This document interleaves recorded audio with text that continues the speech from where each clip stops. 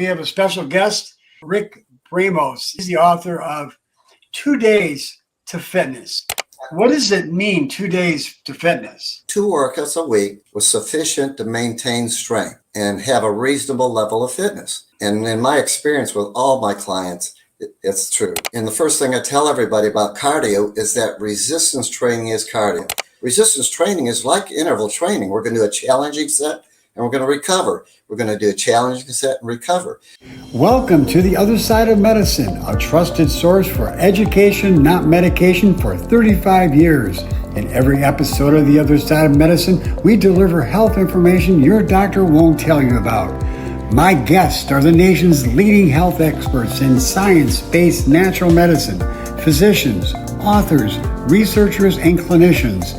We believe natural medicine should be first, drugs and surgery last, and so we promise to deliver you the next generation of health information built on 3 principles: common sense, science, and cooperation with nature. I'm Dr. Krystosik. Glad that you're with us here this evening. I am glad that you have taken the time to spend a little bit of time this evening with us. We have a special guest. Rick Bramos is in the house with us tonight. He's the author of 2 Days to Fitness. So if you're looking for a shortcut for a way to be able to get fit, get healthy, be able to live independently healthy, then you've come to the right place, because Rick has got some good information for you tonight. Rick, welcome to The Other Side of Medicine. Glad you're with us. Thank you, Dr. J. Glad to be here. Good. So, Rick, I know that you're actually a fitness trainer. Give us a little bit about your background. Tell us a little bit about, your history. Okay, I've been in the business 50 years. I was coach in the Army back in 73. I actually owned the first Gold's Gym in South Carolina back in the 80s when I was powerlifting, bodybuilding. Then I turned my attention when I was in my 40s to teaching aerobic classes, step classes, Les Mills body pump. In fact, I was one of the only men back in the late 80s, early 90s teaching the spinning classes, all those. So I got a wide variety of experience in the fitness game. Sounds like it. Yeah. And so you're actually a co-author with one of my colleagues, Dr. Krystosik, on this book, 2 Days to Fitness. And how did you get connected with Dr. Krystosik? I actually met him at the gym one day, and I didn't know him, so I walked up to him and I was critiquing actually one of his exercises he was doing. Of course, I approached him properly, and he let me critique him, the kind of nice guy that he is, him. And at the end, he told me he was a chiropractor, he was a competitive bodybuilder in the past, but he said my information was good, so that made me feel good. We've been friends ever since. Oh, that's awesome. That's good. Well, I know that Dr. Krystosik is, if he's going to put his name on a book with you, you've got to have some good information. So I'm excited about having you with us tonight, and we're going to really dive into your book. What inspired you to write the book, though? Long story short, about 15 years ago, sitting at the gym, talking with a lot of friends, and after training people for 20, 30 years, and I was talking to friends, and why don't more people stick with their exercise programs? And it just hit me right there, just like a light. You hear about the light coming on, and I realized right then and there that the majority of people, the majority of Americans, will never be in the gym 3, 4, 5 days a week. And at that time, most of my clients were working with me only 2 days a week, and they were getting great results. And it just hit me. I said, 2 days to fitness. And people can stick with that because it wasn't overwhelming. So that's where the name came from. The light bulb that just came on. Well, you're absolutely right. Americans are pretty much, to be honest with you, lazy when it comes to exercising. When we look around, we have 65% of Americans are overweight. Most people potatoes because they feel like it's overwhelming to think that they have to go to the gym 3 or 4 times a week, or if they have to jump into a triathlon or a marathon or some sort of a race that is going to require a lot of demand on their body. They just don't feel like they're up for it. And so they're coming home from work tired. Right. They really are looking for a shortcut. And this book has a lot of good insights, I believe, for people to be able to find a way to incorporate exercise in your life and a dietary strategy that has a lot of good qualities in it. I'm going to pick your brain a little bit on that because I'm really somebody who is an advocate of eating a lot of carbs, as long as they're carbs, what I call carbs from heaven. And most Americans are eating a lot of carbs from hell. And they're Exactly. eating refined carbs, and they find themselves in trouble because those refined carbs, as you know, raise their insulin levels and end Mhm. up having what we call insulin resistance, end up getting pre-diabetic, setting themselves up for heart disease, cancer, Alzheimer's, a lot of other conditions that are linked to insulin resistance. So we're going to have an interesting discussion tonight, and we'll kind of talk a little bit more about what your dietary protocol is. But let's Okay. talk about Okay. what does it mean 2 days to fitness? Well, again, the studies as far back as the 70s at the YMCA's, they did studies showing that two workouts a week was sufficient to maintain strength and have a reasonable level of fitness. And in my experience with all my clients, it's true. And again, on the point we were talking about before, everyone wants to be fit. The problem, as you said, is time. Most people have jobs, they have a life, they've got kids, they've got other things going on. And in most cases, to be in the gym 3, 4, 5 days a week, as you said, is just too overwhelming, even though they want to be fit. But the 2 days to fitness is just the best thing I've ever done. It works. 99% of all my clients are still doing 2 workouts a week. And believe it or not, I've had clients that said, I'm going to get a third one in, and they never do because they can fit 2 in. Any more than that's just too much, I found. But the 2 workouts work if it's a strategically designed workout, which we'll talk about. Okay, very good. So let's talk a little bit about the conditions that most people find themselves in when they exercise. They're thinking that they're going to have to do long distance running or, like you said, 3 or 4 days a week in the gym doing free weights or machines. What does the research show about the pitfalls, the advantages of doing that kind of exercising? Okay, here's the problem. That's a good point. And I talk a lot about cardio. And the first thing I tell everybody about cardio is that resistance training is cardio. So the basis of my book basically is this. Most people have time restraints. So what's going to give them the biggest buck for their time? It's going to be resistance training, which we're going to expand on more. And most people say to me, what about cardio? And I always have to remind them, getting cardio out of resistance training. In fact, we know the studies have shown resistance training is like interval training. We're going to do a challenging set and we're going to recover. We're going to do a challenging set and recover. The way most people do cardio, the way we were brought up from the 60s when Kenneth Cooper coined aerobics, they think aerobics is the panacea. It's going to solve everything. Well, if you're constantly doing just low intensity walking, and that's all they ever do, it's not challenging enough to stimulate the metabolism. And most people don't lose weight walking, even though all these books are out there. I've never met anybody that starts a walking program with the goal of losing weight that doesn't change their eating habits. And it's almost always the eating habits. The benefit of resistance training is we're going to stimulate the metabolism. We may gain a little muscle, or we may wake up old existing muscle, and that's our metabolism, of course. And of course, as you know, that's where we burn calories. That's where we burn fats and sugar. So we need to maintain muscle.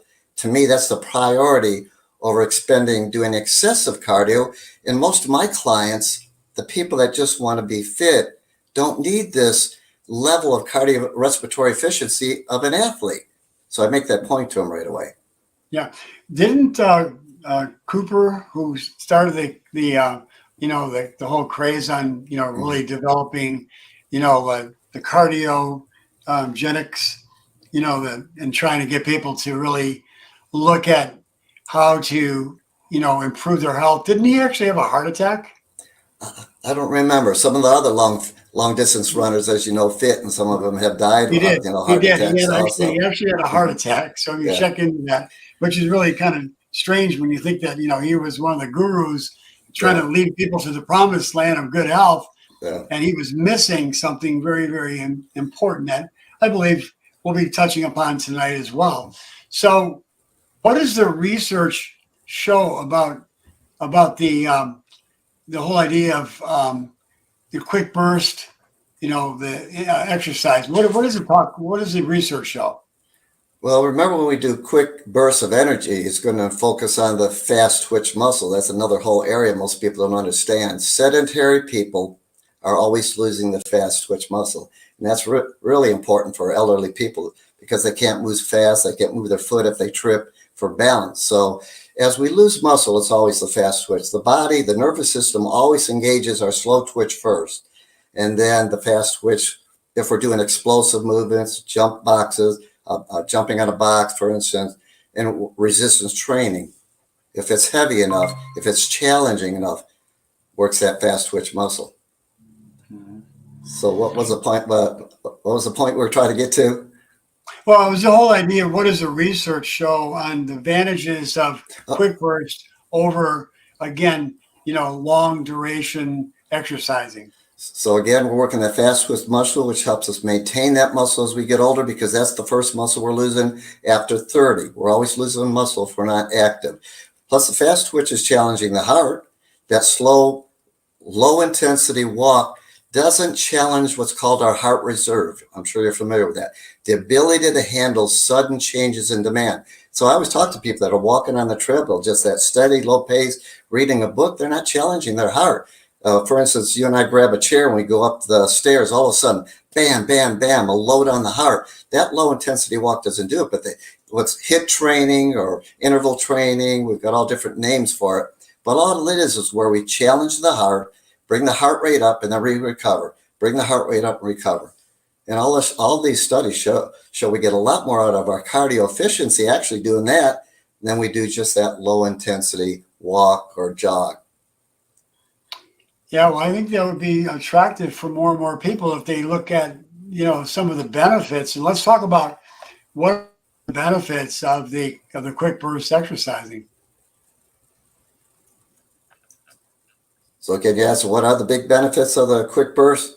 Sure. Again, strengthening the heart for sudden changes in demand, so we don't stimulate the heart to go into some type of cardio issues. We're going to retain that fast twitch muscle so we can move faster, maintaining more muscle because we're doing resistance training or fast movement training, box jumps, explosive type movement. It's much more important than doing the slow, low intensity type walking. It's not challenging enough. It's not stressful enough to elicit that adaptive response by the body or the heart. Mm-hmm. So are you talking about just doing resistance training or a combination of resistance training and some cardio? Or are you just talking about resistance training alone? Okay, again, because the point of my book is most people don't have the time. So if they have limited time, I'm going to always emphasize do some resistance training first. They're going to get more bang for the buck for their time. They're going to get cardio because, again, as you know, if we get on a leg press and put a sufficient weight on, heavy being a relative term, that's challenging for 8 to 15 repetitions. Not only are you getting strength, but we're working the muscle, we're working the heart, we're getting cardio out of resistance training. And I always make the point to my clients, for their needs, just to be generally fit, that's enough cardio training to keep the heart fit so they can handle their normal daily functions, activities without pain, comfortably and without injury. Mm-hmm. So let's talk about the 2 days. What are we doing during the 2 days? So the 2 days are basically, I teach them a total body workout twice a week. I try to simplify it. I always emphasize core. In my routine, I start with core and teach them dynamic core exercises. And I actually developed it where we can do 2 exercises standing up. And the reason I do that is because over the years, I saw many people that are overweight, men and women. It's very embarrassing to get on the floor. We know that sit-ups done improperly are not good for the lower back. They're not comfortable for people. So I do 2 core exercises standing, and I do a lot of rotation work. We might do the ball, pass it to each other back to back, play catch underhand to warm up the core, a few bend over movements, obviously, if they have no injuries or limitations. So I start with core and teach them what dynamic core movements are. And then we get to a simple 2 pushing exercises, 2 pulling exercises, and a leg exercise to begin with. And the goal is 2 days to fitness, 2 workouts, 2 exercises per body part, 2 sets, ideally where it's uncomfortable, ideally to failure when they build a tolerance up for exercise. And that's one of the key components of my program is teaching them that they've got to build a tolerance for exercise so they'll stick with it. So they'll create a habit out of this exercise program. Mhm. So when they're doing this 2 days a week, how much time are we talking about? It can be done in as little as 30 minutes to 45 minutes. The warm-up's going to typically take 10 minutes. And when you're only doing 2 sets of each exercise, after the warm-ups, of course, so the warm-up's the key to a good workout, to get the most out of the sets. The average person, and I've seen the results, only needs 2 sets, again, challenging to failure, or at least where it's uncomfortable in the beginning. But I help people develop a tolerance for that in the beginning. That's that transition point where most people are overwhelmed in the beginning. They try to do too much. They get a trainer that pushes athletic, skillful type exercise in the beginning, and it pushes them right back out of the gym. I've seen it. There's got to be a transition program. And building up a tolerance for exercise, there's a little technique I do because I'm not only building up a tolerance physically, but mentally. If someone's never picked up anything more than a book off the shelf or the garbage, and they've never experienced picking up something what they might consider heavy, their muscles, their nervous system, mentally, they're going to pick it up and go, oh boy, that's heavy. So if you overdo it in the beginning, it becomes drudgery and it's overwhelming, as we keep talking about to them. So there's got to be a nice transition to those 2 challenging sets, that I do that with a very thorough warm-up. Now, in your book, do you have? And again, I've read the book for our listening audience benefit.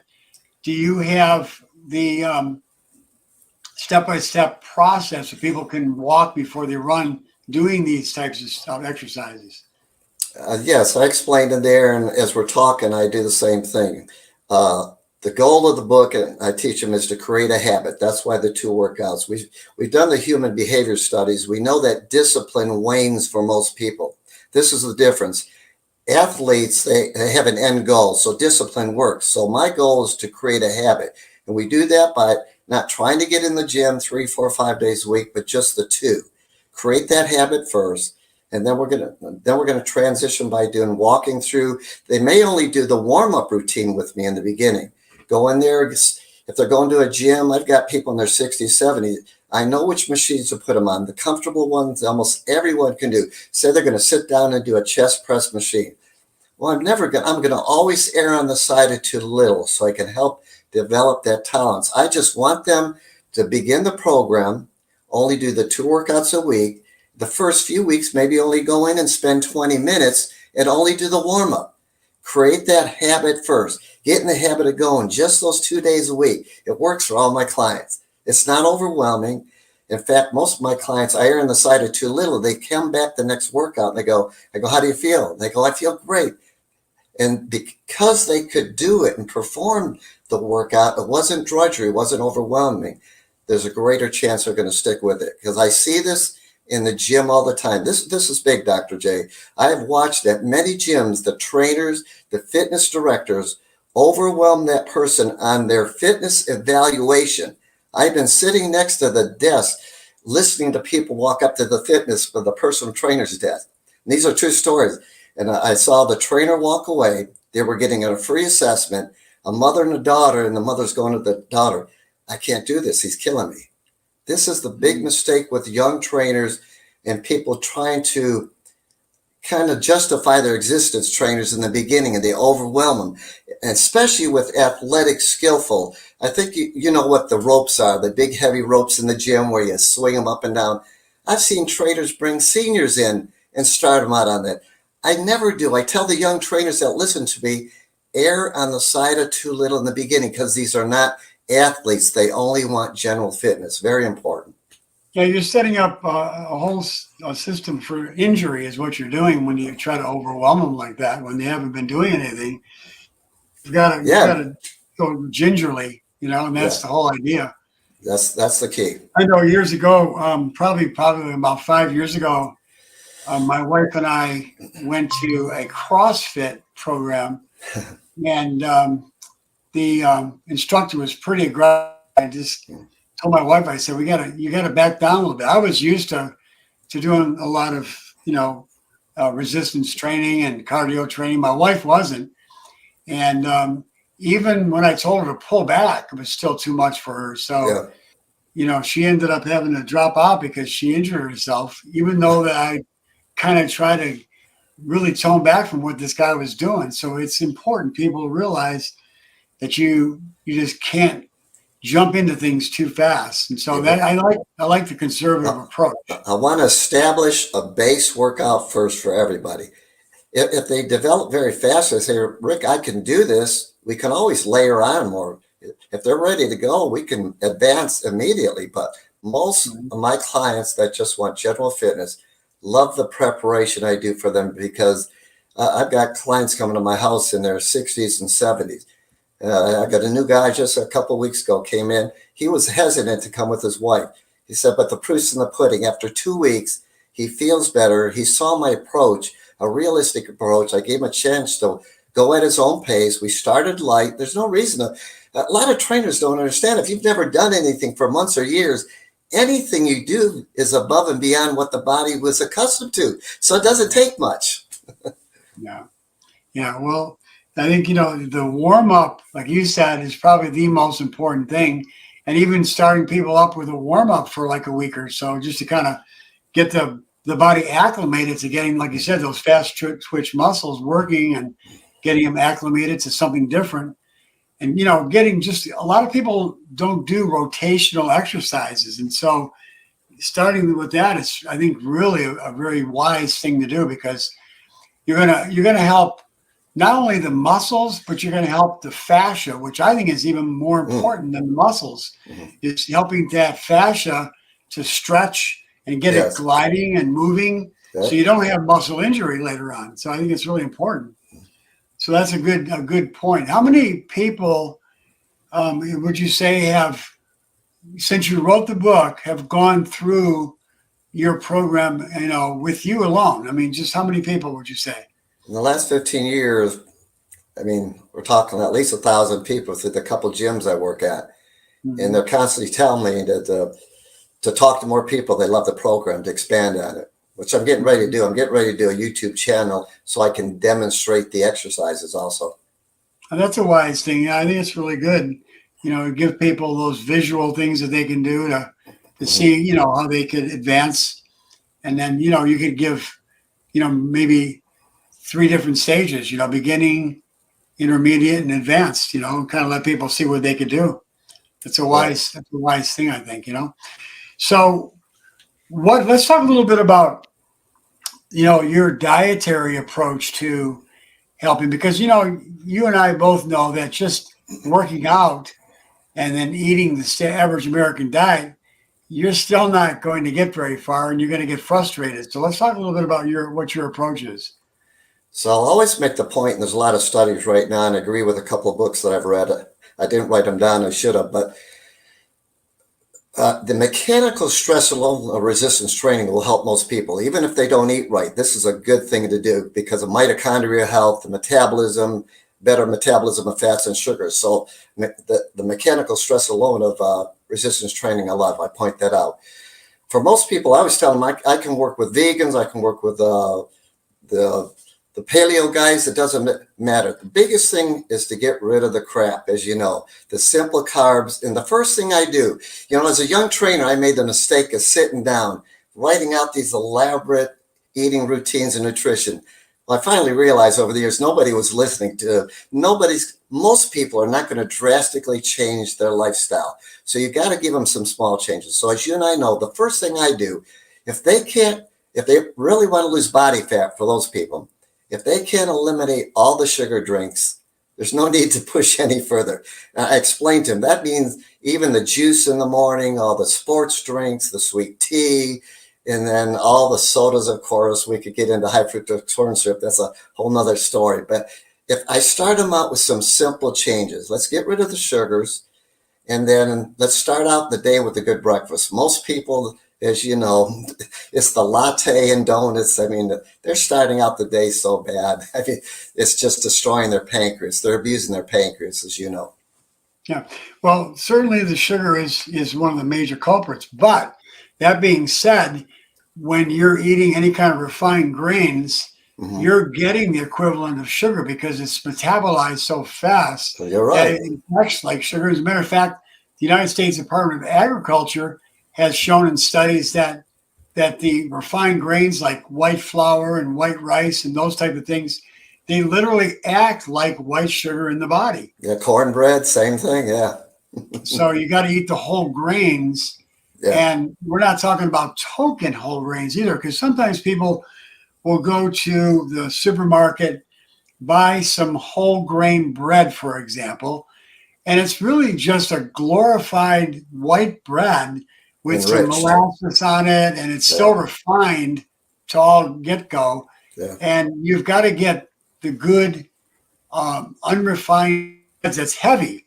When you pick up a Yes. loaf of bread, and I always like to use the example of, and that's not the only bread, but Ezekiel bread's a good example. There's no sugar in it, and it's a heavy loaf of bread.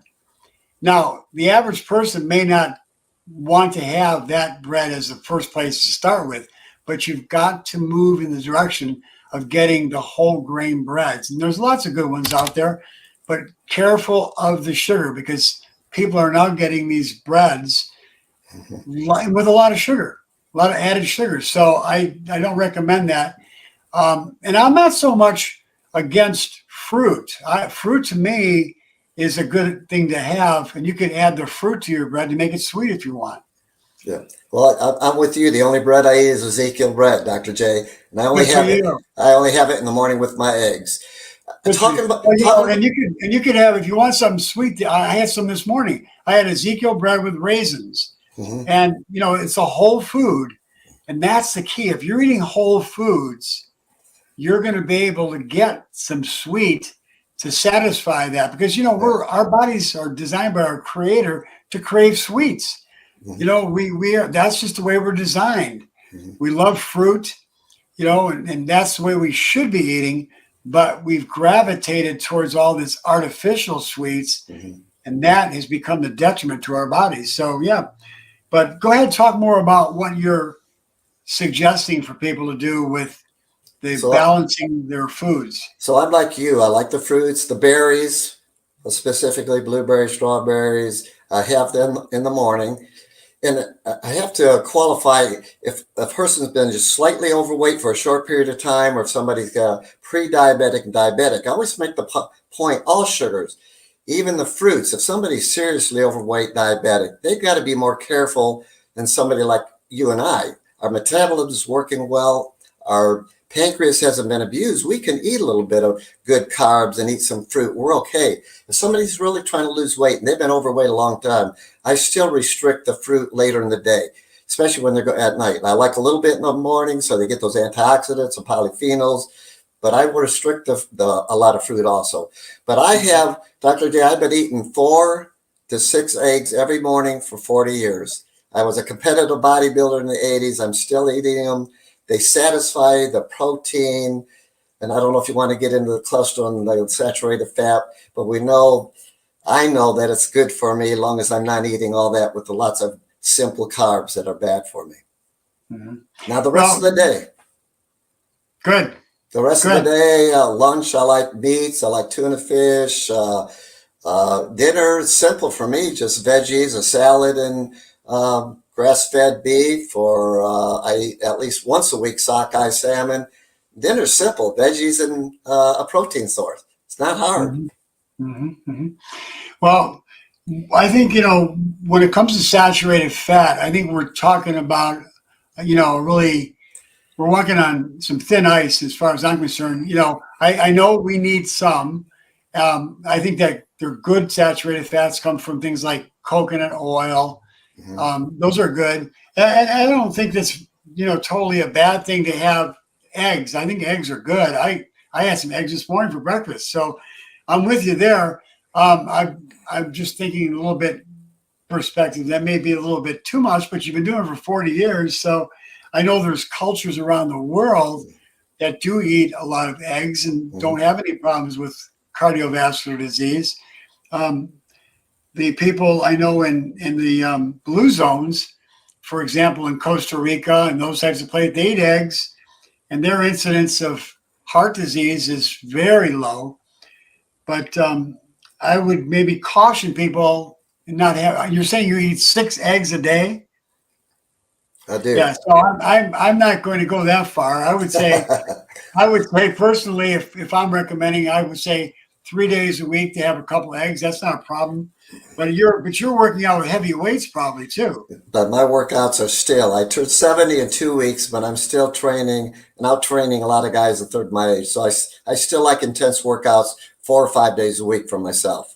So when you're working out with like weights, like what kind of weights are what's the level? I'm still deadlifting close to 4. My bench press is still over 225. There you go. See, that's why you need that to build up your muscles. Exactly. So a couple legs for the average person is fine. Yes. Yeah, but if you're not doing that kind of intense exercise, that's a good idea. By the way, I had been going to the gym. I love going to the gym. I'm a gym rat. I've always been a gym rat. I play a lot of basketball. I'm 73, by the way. I'll be 74 in July. And I play competitive basketball with college students at Kent State University. Kent State just got into the so I think it was a Sweet 16 in the basketball tournament. And I play basketball with Kent State students. At 70, I'm going to be 74 in a couple of months. It's the way it's meant to be. I'm really into competitive exercising. But a couple of months ago, more like 5 months ago, I've been going to the gym about 3 days a week, working out with weights. And I wasn't working out with heavy weights. The most I was benching was around 100 pounds.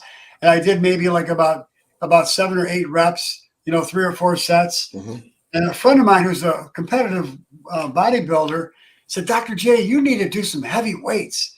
And so I thought, maybe I'll try it a little bit. And I injured both of my shoulders. I went probably a little too fast. But in any event, I should have known better. Yeah, you should have known better. I should have known better. But you think you're invincible. I feel like I'm in my late 20s, early 30s. To be honest with you, that's the way I feel. That's the way it's meant to be. Yeah. So I'm not going to go there again. I'm just going to stay right where I'm at with where I was at. Well, remember, heavy is a relative term. So as you said, the right weight is what I tell people for the repetition range you want to accomplish. That's what it's about. The weight is just a means to an end. So for somebody else, I'm looking for the right resistance that they could do comfortably and with good form through a nice active range of motion in the beginning and not overdo it. Yeah, you probably went too fast, added weight too fast. But at any age, you can improve your strength if it's done correctly. Sure. Well, again, I should have known better, but I didn't. So it happens to all of us, right? So anyway, let's talk a little bit more about the average American's consuming a lot of sugar. And do you have any tricks for people to be able to reduce the sugar so that they can start to see some of the effects of getting rid of that stuff and starting losing some of the weight and building some muscle mass? As you know, the only way to get off the sugar, and I cycle throughout the year where I'm more strict. I like a little dessert sometimes, a piece of cheesecake. Of course, if you have a little bit of dessert with a good meal, the glycemic load is not going to be as bad as having an empty stomach donut, as you know. But then I find myself eating a little bit too many desserts once in a while. And 1 week or 2 weeks, completely eliminate sugar, and you will not need it. You won't desire it. It just simply works. Once you get rid of the sugar for a couple of weeks and eat good food and meals you like, and eat a little bit of fruit in the morning. I like avocados with my food. It's easy to get away from if you take a couple of weeks of eliminating the sugar. That's the only way you can do it. You got to my tip is keep it out of the house. If I have it in the house, I'm like anybody. I will try some. Yeah, well, there are some good alternatives to sugar, like chicory root is a good alternative, Okay. and you can use something like that. It's a low glycemic, and it's got really good taste if you get the liquid chicory. Hmm. So there's some good options for you to be able to Yeah, I use. like coconut. You got some of the frozen coconut ice creams are real good, low sugar. Yeah, there's some treats out there if you look. Sure. Yeah, I had some chocolate avocado pudding tonight for dinner. That was really Oh good. yeah, and I've tried that. That's very good. That's a good one. Yeah, yeah, it's good. And so I use some. It's actually the chicory root, and it's a good sweetener for that. And I know some people will put maple syrup in it. I think a little bit of that's okay once in a while, but like you said, you don't want to do too much of it, but you don't want to eliminate because then you're going to binge out somewhere else. So Exactly. I believe a little bit of in moderation is a good idea. And I agree. the other day I made some. I took some rolled oats and I added some really small cut up apples.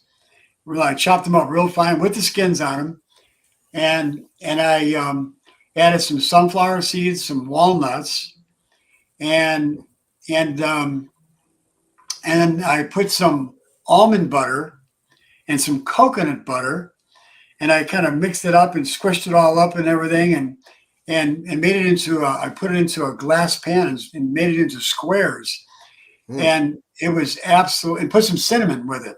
hmm. It's absolutely wonderful Mm, because that apple gives you that sweet, and hmm. the almond butter makes it stick, and it's so good. I mean, so simple, Hmm. and it satisfies your sweet tooth. And you can put a little bit of, like if you want a little bit of maple syrup, or if you want to put a Hmm. little bit of chicory root in there, you could do that. But you don't need much. It's it's No. it's really tasty, and the spices make it really really good. The cinnamon makes it delicious too. So one of my And other yeah, snacks, I just thought of one of my other snacks I drink in the evenings every other night is kefir. And you can buy it plain, but you can buy it with a little cane sugar in it too. So one of my treats is I'll buy the kefir, the strawberry, the blueberry, my favorite. They got a berry, and that's like a shake. It's got a great source of probiotics because they ferment it after it's been pasteurized, and a little bit of the cane sugar. That's a delicious treat too, kefir. there's a I like to use coconut yogurt, and the coconut yogurt I like to use is it's so delicious, and there's no sugar in it at all. It's zero sugar. And so what I do is I'll add some what's called Simply Fruit. It's a Mm, jelly with no sugar in it, yeah, and I'll use that to add some sweetener, and yeah. or I'll get some fruit like strawberries or blueberries, Hmm. and I'll put them in the blender and just add that into it, and it's really delicious. And with the coconut yogurt, you're still getting the Hmm. fermented food. So there's a lot of different little tricks you can do to get Yeah, satisfy that sweet tooth, and but you're feeding the microbiome, yeah. giving your body really a good source of, as you said, the bioflavonoids. Those are Hmm. really important for our heart health and to Hmm. prevent cancer. So there's so many benefits you can get from eating foods that are natural Hmm. and still get satisfaction in that sweet tooth. So Yeah. those are all good choices. Another So one, frozen blueberries is another one I use. Put the blueberries in the freezer and you can pop a few of those in your mouth. yeah, It's like ice cream. it is. And I like to make smoothies that way. Yeah, And I know that some people don't like to use bananas, but I don't have any problem using a banana. Again, it's whole food. I'm yes. all about whole food. I like And bananas too. I've taught my patients over the years that if you're eating whole foods, your body is going to crave that. And if you've been eating the refined carbohydrates and the sugar, and you shift to the way we're talking about eating right now, your body's going to work in a favorable way, and it's going to lose weight without even trying Mm, because I you've agree. shifted away from something that's detrimental to your body, Yeah. and now you're giving something good. So I don't have any problem using a ripe banana, putting No, some I don't. frozen blueberries, some coconut yogurt, some ice in a blender, and some coconut milk, and just blending it up, and you can make it real thick like ice cream. Oh yeah, I love it. So there, and again, I know you brought up the coconut ice cream, I used to love that, but there's too much sugar in that, so I stay away from Oh that. no, there's a brand without the sugar in. You look for it on the Well, shelf. the problem with that is, Rick, is they're using erythritol, Mm, and I've seen that brand, okay. and I don't like erythritol Okay. because that's a refined sugar, and it's an alcohol sugar, Okay. You're right. and it disturbs the gut.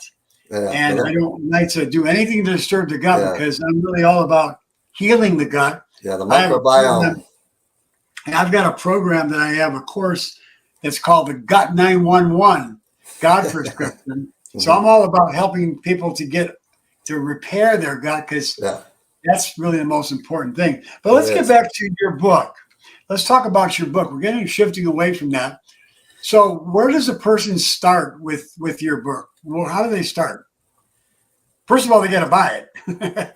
Well, I've actually evolved on the nutrition side a little bit as we were speaking, so I'm revamping that. But if they want, at the end, you can give them my email, and I'll still send them. I'll send them the link to the ebook free. So Well, because that's I'm nice.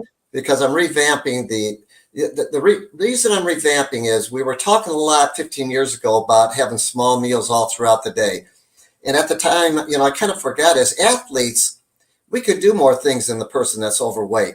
You can eat small meals all through the day. And as you know, every time we eat a meal, we're getting a squirt of insulin. And because you and I are healthy and in shape, we can handle that. But we were talking a lot about doing small meals throughout the day. It was real big in the past few decades. But I think that's the wrong course for people that are overweight, out of shape. I like the 2 to 3 meals a day, so they allow their blood sugars to go down. So while they're not snacking in the middle of the day, we get in that portion of the day where the body's using fats for energy. There's a mechanism in our muscles after that first hour eating when blood sugars drop, and then the muscles switch over to using fats for energy, the Krebs cycle, the aerobic cycle. But if we're eating all day long, small snacks, unless you're an athlete like you and I, we're out there playing basketball 2 or 3 hours, we can get away with it. We have a well-functioning metabolism. But people are out of shape, overweight. I like the 2 to 3 meals a day. It allows their blood sugars to come down, allows the body to work better, the microbiome, everything to heal better. So that was one of the changes that I'm getting into it, the revamp on the nutrition side. I But really, I think that's a good idea because you've got to give the body also a rest. Now, I understand when you're doing, a lot of resistance training with heavy weights that, your body's going to be using a lot of fuel. So you got to really, refurbish the fuel. But as you said, when the average American, I don't think that's a good idea. You got to give your digestive system a rest. yes, And by, having them eat these small frequent meals, and that was the old school way, I believe, I of think so trying to too. keep your blood sugar, normalized, and that was, the thinking back then. But I Right. believe that it's a much wiser choice to get concentrated nutrients in whole foods. And I like superfoods, Rick. I'm really, really big into superfoods. When you get superfoods in your body, you're not going to crave foods and your body's not going to be starving. The average American body is starving at the cellular level, and that's why they're constantly craving food. So when you get things like superfoods, we're talking about things like, you said blueberries, that's a superfood, but there's so many other ones now that we have available to us, like chlorella, Mhm. spirulina, barley grass. Yeah, the These things, greens. these greens are like so important to get the nutrients and the phytochemicals Yes. that really they start to change our whole body chemistry so that we don't crave the foods like we did before. Yeah. So I have to sometimes force myself to eat because of the fact that I'm getting so much Good. nutrition from these Yes. superfoods. Yeah, you don't need as much food. Yeah, but but again, it's really interesting because when I was, before I picked up your book, I was eating mostly carbs, but now I really think that it's really important to especially when you go into the gym to ramp up that protein. And so now I've decided that since I'm getting, in my it'll be 74, close to 75 here, another year after that, I'm thinking that, we start losing muscle mass as we get older. And protein is important for that. And most older people don't eat very much protein. Right. So I think, not eating an exaggerated amount, but I still think it's good to get a sufficient amount of protein, especially if you're working out, and doing any kind of workouts. I think it's important. So Yes. I think, that's modification for me in this next, wave of what I'm doing myself personally. So that's why again, because you're so active, and I work with people that play basketball, like you said, for the active person, the 2 workouts is perfect for you, because that's all you need to work that fast twitch muscle. 2 short 45-minute workouts during the week's all you need, because you're healthy and shape. You're already doing plenty of traditional cardio, I call it, playing basketball and other activities like that. Well, since COVID, I have, the only time I play basketball now is in the spring and the summer outside, because once COVID hit, we stopped going to the gym at Kent State, and I've not got back into the habit of going back up to the gym. So during the winter, what I do is I do quick burst exercise running upstairs. I love stairs. And I do staircase running, and I do like a minute and a half usually from up running upstairs, and then I rest for 90 seconds, and I do like 5 or 6 or 7 sets of that, and that's really a good cardio too. That is great. I love stairs. It's fun. To me, it is too. I look at it as being fun, and I think another thing is, as people get older, they lose that sense of balance. And doing things like running upstairs, or I have an exercise I teach people. It's called the tree. I don't know if you've ever seen it. You probably have, where you put your arms out and then you rotate your body, and then you rotate it one way and the other way, and you spin. And people, when I do that at the gym, they say, "You look like a friggin' helicopter." So I actually did a video on the internet for the tree exercise. And I put a helicopter head on it, a little spinning thing up on top. But it's really good to keep your balance, because when your feet are planted in the ground, and and you're doing that quick turn rotation, the proprioceptors, the nerve endings in your feet, are kind of like anti-lock brakes, and they have to kind of ground themselves and kind of help to get that position on the earth. And so it keeps your balance. So I teach all my patients. I've had people who used to be able to, when they were walking, they would kind of almost fall over. And I taught them how to do the tree. And after a while, their balance, even in their 80s, was absolutely amazing. Okay. So keeping themselves, since you're talking about balance, what I do in my program is, remember, balance requires all those small muscles in the hip, the adductor, the rotators, the abductor muscles to be strong. And most seniors don't have that. So a couple of the exercises I do that I think are more important than walking is the potty squat, or the body weight squat, as you know.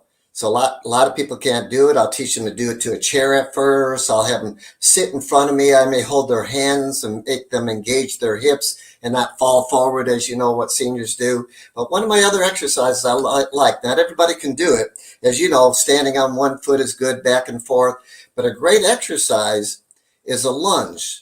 Now, what I do for my clients is I'll do a reverse lunge. To me, it's a little easier, and I'll have something for them that they could touch and hold on. Maybe the bench right next to them on the floor. And I have them do a slow, pick the foot up, do the reverse lunge, put it behind them, lunge down, come back up, and do alternating lunges. So I teach them, as they're picking their foot up the floor, the other hip muscles, of course, are all engaged for them, and they're getting a greater range of motion. They don't have to go all the way down, of course, in the beginning. Some people can't.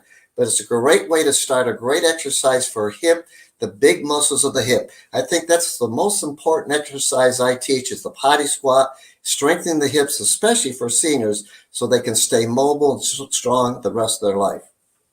Yeah, and I think doing the squat, I see so many people doing the squats where they're bent over really far. They really need to keep their spine straight. And doing it properly is more important than doing something with a lot of weights and then really screwing up your back. Oh, yeah. So I think starting off with just next to a chair and squatting so your back's straight when you're doing it. And, it's going to strengthen your legs, like you said. And it's going to help all the the hip muscles. It's going to really build strength there.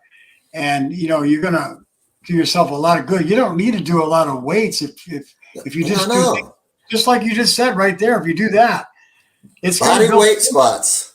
It's going to build strength. Yes. And then when you do the lunge, remember, you got all your body weight on one leg. That's more than enough for most people. Yeah, squatting, I don't do any weight for my clients. We might grab a dumbbell once in a while, or I'll do a goblet squat for my clients that can do a goblet squat. They add a little bit of weight, plus that weight out in front helps them strengthen that lower back if they have good form, which we work on good form, of course. So, what do you suggest people do with the dietary measures when they're first starting off, as far as, the way to be able to move away from the refined diet that the average American is eating to getting into your strategy of eating? What would you recommend people doing? So again, we got to find foods that they like in the beginning. I eliminate the sugar drinks in the beginning. That's the first thing I talked about. Of course, cooking with the vegetable oils, I try to keep the soy, if they've been cooking with the vegetable oils, down, so we can get that omega-3s and omega-6s back normalizing, using the right oils to cook in. That's real important, as you know. What kind of oils are you recommending? Well, the only thing I typically cook with it, because it's around the house, is some butter or olive oil. Of course, there's a couple other oils you can use. Of course, you got to be careful even So with olive oil. olive oil is really good. You got to be careful with the olive oil, because With the heat, I know you got to be careful. a lot of people are, getting olive oils that are coming from places like Italy, and they're really been corrupted. 60 Minutes did a special on olive oils and showed that the Yes. mafia in Italy has taken over the olive oil industry, and they're cutting it with cheap oils. Yeah. So you got to be careful about that. And good quality oil I like to get it from places like Portugal or Spain. Those are really good oils. And Trader Joe's. I'm not sure if you got a Trader Joe's. Oh, yeah. We got Trader Joe's. Good Yeah, stuff. they actually on 60 Minutes show that was the best quality for the best price anywhere in the country at Trader Joe's. So that's a good tip for people to get the Trader Joe's brand, because they really scrutinize the suppliers, making sure people get the right good quality. Yeah. And Okay, so getting the good oils, getting the fruits in the morning, and you're recommending people eat eggs, which is I have no problem with that, but I would tell people to not have them every day, because the average American has what I'm really big on, is talking about the leaky gut. Oh, yeah. And leaky gut goes tandem with food allergies, which so many people have.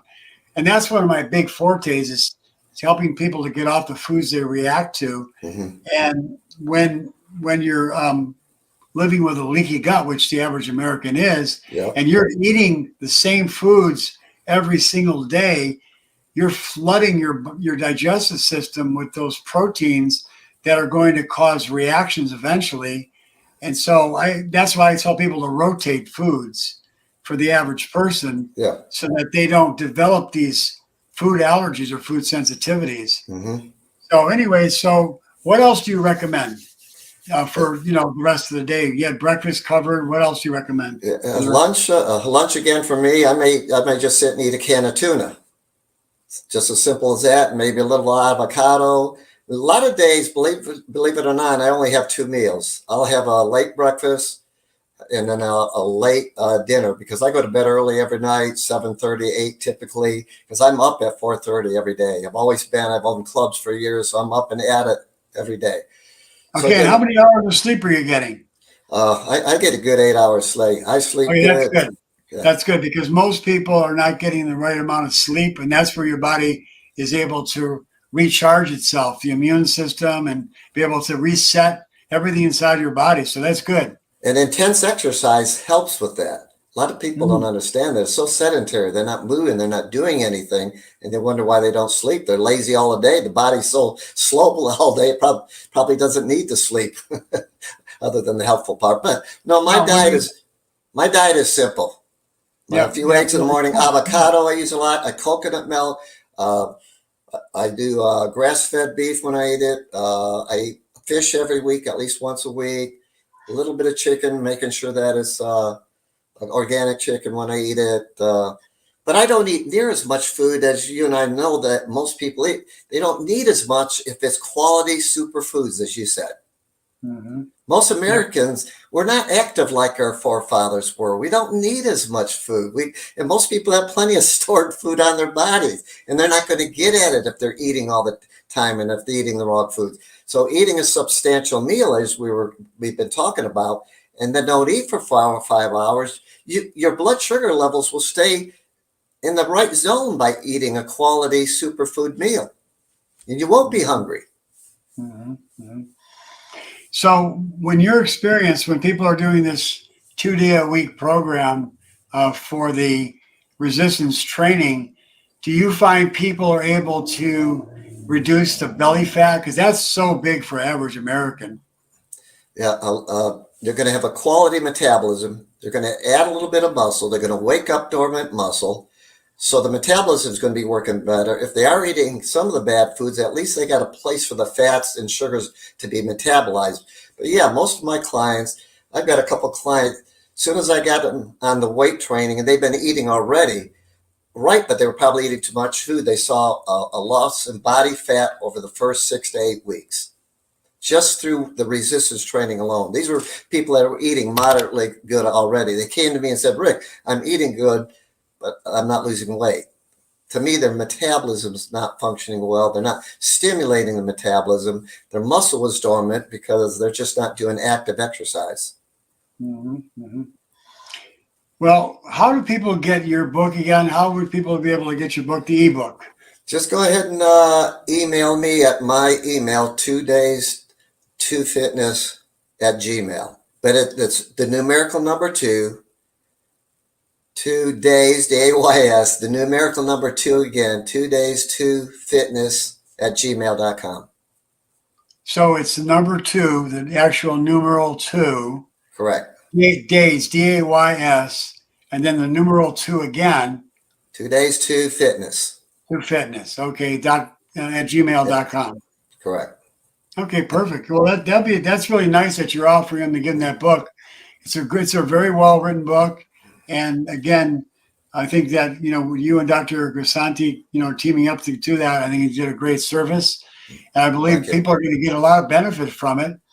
And although that there's a lot of other variables that people have to take into consideration when they're trying to lose belly fat and they're trying to lose weight, these are great steps in the right direction. There's no question about it. There could be hormone imbalances. Yes. There could be food sensitivity, food allergies. There could be, some other glitches that are going on inside the body that need to be addressed. But this is certainly a big step in the right direction. And I'm so thankful that you wrote the book, and we're glad that you came on and shared that with us this evening. And we'll look forward to your new book coming out. Maybe when that comes out, we'll have you back on the program again. Thank you, Dr. J. I appreciate it. And I enjoy giving back at this stage in our life, both you and I love giving back, giving our time and our knowledge and helping people. Well, we have a responsibility. We have to carry on the torch with people like Jack LaLanne. So we have to stay out there and stay in front of the public's eye and be able to share how you don't have to deteriorate as you age. You can continue to be able to be at high performance level as you age, as long as you're treating your body the way God intended it. Yeah. So I'm inspired by people like yourself, but also people like my mentors, Paul Braggs and Jack LaLanne, and these guys that were forerunners to the fitness movement in years. And these guys were really inspirational. If you remember who Paul Braggs is, but he at 96 years old died in a surfboard accident. What a way to go on a surfboard. Jack LaLanne too. I grew up watching him and his 2 dogs on TV when I was a kid. Yeah. Look at all things. Look what he did in the 70s, 80s, all the crazy stuff he did, pulling boats in the water, swimming. 75 years of age, he was pulling 75 rowboats. Yeah. It's like in the water.